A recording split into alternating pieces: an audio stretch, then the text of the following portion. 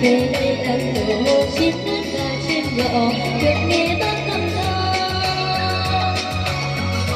Lòng em mơ ước muốn gặp cánh chim được về đây hát mừng muôn lời ca ngợi bác cuộc đàn cho tay quê.